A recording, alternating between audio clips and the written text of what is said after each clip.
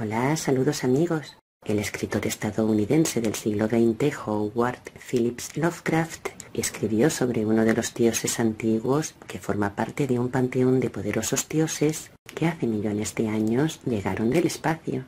En su obra titulada Los mitos de Cthulhu podemos leer que este dios antiguamente vivía en Lemuria, en la gran ciudad de piedra de Raziel, y esto fue así hasta que ésta quedó hundida bajo el mar, por lo que a partir de entonces pasó a habitar junto a los suyos en el fondo del Océano Pacífico, yaciendo en la gran ciudad sumergida y siendo controlados por unos conjuros mágicos que impedían que sus cuerpos pudieran moverse. Por lo tanto, necesitaban de alguna fuerza exterior que les ayudara a liberarse, para que así se produjera la tan ansiada, gloriosa resurrección de Cthulhu. Pero mientras transcurrían millones de años, tuvieron que contentarse con yacer y pensar en la oscuridad, siendo conocedores de todo lo que ocurría en el mundo, pues su lenguaje consistía en la transmisión del pensamiento.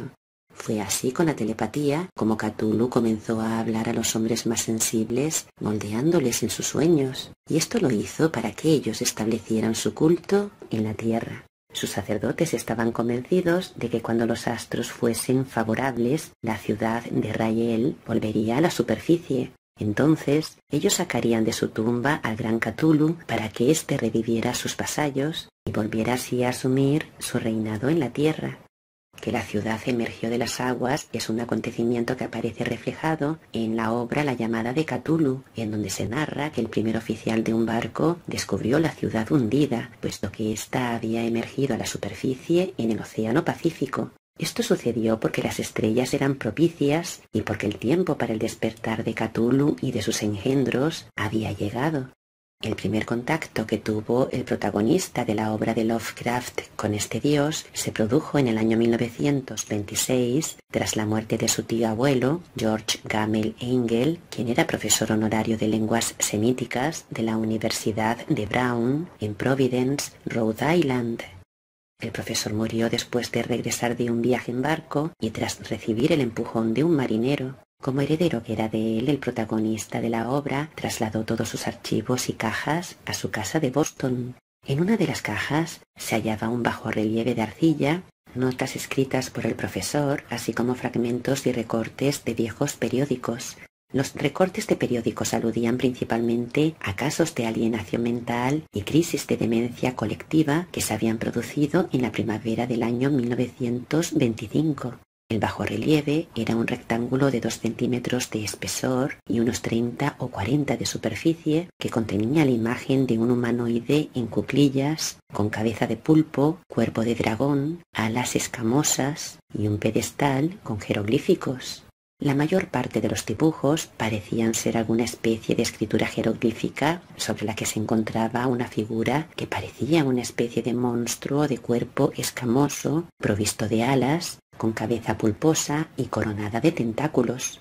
El documento más importante que encontró era un manuscrito que se hallaba encabezado por las palabras «El culto de Cthulhu», las cuales se hallaban escritas en caracteres de imprenta.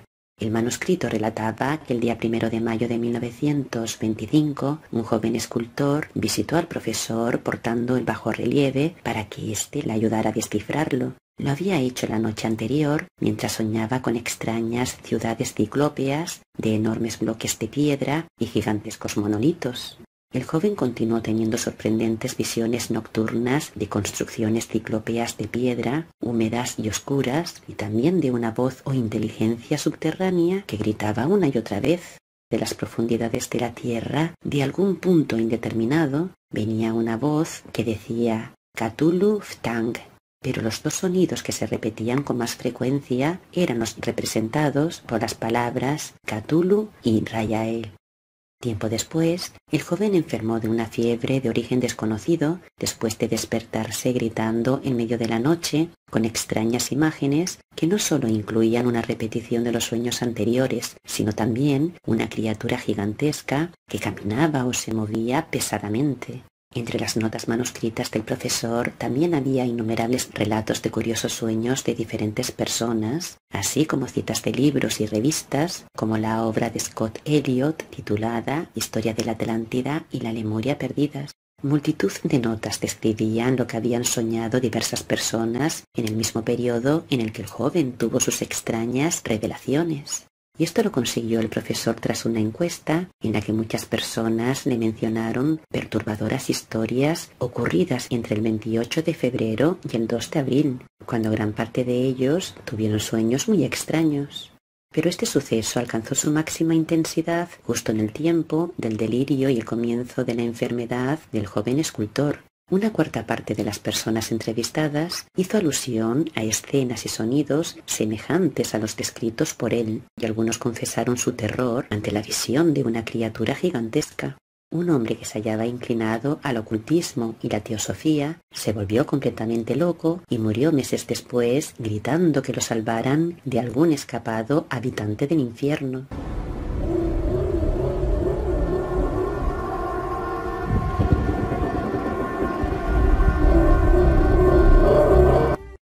Los recortes de prensa también hacían alusión a lo mismo, describiendo multitud de casos de pánico, manías y excentricidades que se produjeron en el mismo periodo en todos los rincones del planeta.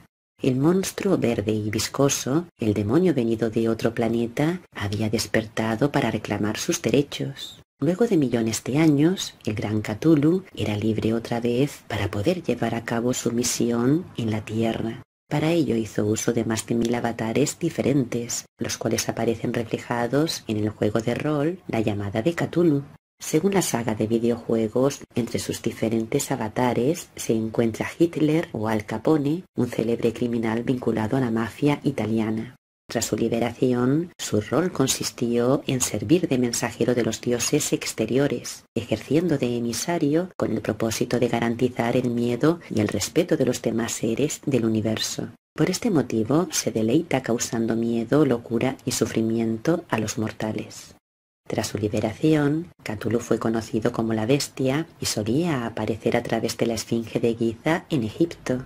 Fue él quien creó la Hermandad del Faraón Negro, ejerciendo también como el hechicero, un brujo que aparece con la forma de león gigante, con cabeza humana y tocado egipcio. También es el Buda Negro, venerado por muchos budistas de la Hermandad del Loto Negro, o el Demonio Negro, contactado por los estudiantes de las artes oscuras.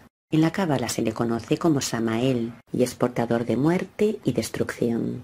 Es una realidad que Cthulhu puede adoptar la apariencia física que desee, como la de un horrible gigante cuando aparece en los bosques del norte de América, o la de un hombre con cuernos de ciervo al que tan solo se puede ver bajo el efecto de ciertas drogas alucinógenas. Los celtas lo veneraban con este aspecto, y en Inglaterra tiene la apariencia de un hombre con pezuñas, siendo adorado por las brujas e invocado en sus aquelarres. En Asia es conocido como el mensajero nocturno y aparece con forma de cuerpo humanoide, de piel gris y seca, con 3 tentáculos saliéndole de la barbilla y alas de murciélago. Por este motivo, por las alas de murciélago, también es conocido como el padre de los murciélagos o el señor de Arkham. Y en todo el mundo es el ojo que todo lo ve, un ojo que es representado dentro de un triángulo. En la obra titulada Tesla Nyarlathotep se le presenta como un hombre alto, con artefactos extraños en sus manos, el cual embauca y conduce a las masas hacia su perdición. Una especie de conferenciante ambulante que realiza espectáculos públicos en los que extiende el terror y la discusión, llevando a cabo experimentos extraordinarios con aparatos científicos y eléctricos. Nyarlathotep tiene gran cantidad de seguidores con los que se cita en lugares solitarios de ruinas ciclópeas bajo las cuales vastas escalinatas descienden hacia abismos que llevan a otras regiones del tiempo y el espacio. A veces puede otorgar privilegios a sus seguidores, pero cuando lo hace suele ser con una segunda intención, habitualmente perversa. En una carta que el protagonista de la obra de Lovecraft escribió en 1921 a su amigo Reinhard Kleiner, mencionó el primer contacto que tuvo con Nyarlathotep a través de un sueño que le sirvió de base para su poema titulado Nyarlathotep. En el sueño se vio recibiendo una carta de su amigo Samuel Loftman, la cual decía así: «No dejes de ver a Nyarlathotep si vienes a Providence. Es horrible, más horrible de lo que te puedas imaginar, pero maravilloso. Te atrapa durante horas. Todavía tiemblo al recordar lo que me mostró. Cuando recibió esta carta, ya Nyarlathotep se encontraba en Providence, y algunas personas le habían hablado de sus horrores, advirtiéndole para que no se acercara a él. Pero la carta de Lothman había terminado por decidirle. Podemos leer lo siguiente. Mientras dejaba la casa, vi multitudes de hombres pululando en la noche, todos susurrando y dirigiéndose en una dirección. Les acompañé temeroso pero fascinado por acudir a ver y oír al gran oscuro e impronunciable Nyarlathotep. En cuanto a su aspecto físico, Lovecraft lo describió como un hombre alto y oscuro, con la apariencia de un faraón egipcio, el cual vaga por la tierra, reuniendo legiones de seguidores, mediante sus milagros y sus extraños artefactos. Sus seguidores terminan perdiendo la conciencia del mundo que les rodea, algo que le sucedió al protagonista de esta obra, ya que la historia termina con el propio narrador convirtiéndose en un soldado del ejército de Nyarlathotep. Sobre el primer contacto que tuvo el protagonista de la obra con él, podemos leer lo siguiente. No recuerdo claramente cuándo comenzó, pero fue hace meses. La tensión general era horrible. A una temporada de agitación política y social se agregó una extraña y melancólica sensación de espantoso peligro físico. La gente andaba con rostros pálidos y preocupados, susurrando advertencias y profecías que nadie se atrevía a repetir o reconocer que había oído. Un sentimiento de culpa monstruosa se apoderó de la tierra. Hubo una alteración demoníaca en la secuencia de las estaciones, ya que el calor otoñal persistía aterradoramente. Fue entonces cuando Nyarlathotep salió de Egipto. Parecía un faraón y dijo que había surgido de la oscuridad de 27 siglos. Era moreno, esbelto y siniestro, siempre comprando extraños instrumentos de vidrio y metal y combinándolos en instrumentos aún más extraños. Hablaba mucho de las ciencias, de la electricidad y la psicología, y daba exhibiciones que dejaban boquiabiertos a sus espectadores mientras elevaban su fama a una magnitud superior. Donde iba él, el descanso se desvanecía, pues las horas de la madrugada se desgarraban con los gritos de la pesadilla. Recuerdo cuando vino a mi ciudad, mi amigo me había hablado de él, de la fascinación y el atractivo de sus revelaciones, y yo ardía en ansias de explorar sus más profundos misterios. Escuché que se insinuaba en el extranjero que aquellos que le conocían miraban lugares que otros no veían. Fue en el caluroso otoño cuando pasé la noche con la multitud inquieta para verle, a través de la noche sofocante y subiendo las interminables escaleras que conducían hacia una sala, y ensombrecido en una pantalla vi formas encapuchadas en medio de las ruinas y caras malvadas amarillas que miraban desde detrás de los monumentos caídos. Entonces las chispas jugaron asombrosamente alrededor de las cabezas de los espectadores, y los cabellos se erizaron mientras sombras que eran aún más grotescas salieron y se agacharon sobre las cabezas. Y cuando yo mascullé una temblorosa protesta sobre la impostura y la electricidad estática, Nyarlathotep nos empujó a todos, bajando las vertiginosas escaleras.